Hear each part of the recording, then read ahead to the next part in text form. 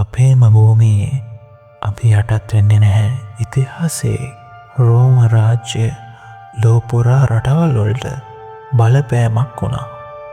නමුත් ඒ බලයට නමස්කාර නොකළ කාන්තාවක් හිටියා. ඒ අයිසිනී ගෝත්‍රයේ බෝධිකා රචන.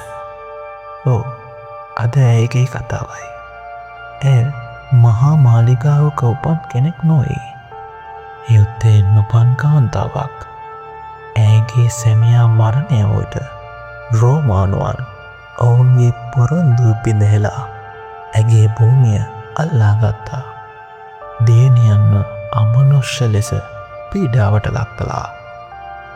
බෝධිකාව ඇයගේ ජනයා ඉස්සරහාම හැල්ලුවට ලක් කරා. එදින සිට ඇයගේ හදවත ගිනිගත්තා. ඇයගේ වාරය නැවත ලබාගත්තා. ජනතාව රැස් කරමින් හඬගා කිව්වා, අපගේ භූමියේම අපි යටත් වෙන්නේ නැහැ. දසදහස් ගණන් මිනිසුන් ඇය අනුගමනය කළා. රෝමානුවන් බිය වුණා. බෝධිකාගේ හුස්මත් රෝම නගරවලට ගිනි දැපුවා. සටන්කාමෙන් නිදහස් කරගත්තා.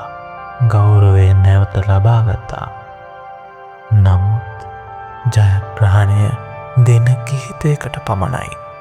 රෝමානුවන් නැවත ගොඩනැගී ඉතා බලවත් ලෙස ප්‍රහාර එල්ල කළා.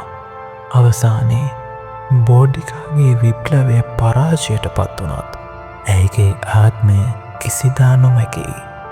ඇයගේ නම ඉතිහාසයෙන් අමතක කළත් ඇයගේ වීරතා සදහටම ජීවමානයි. එක් හදවතක ගිනි කඳක් පවා රාජ්‍යයක් පරාජය කළ හැකි බව. බෝධිකා රෝමයට එරෙහිව සටන් කළ රචන.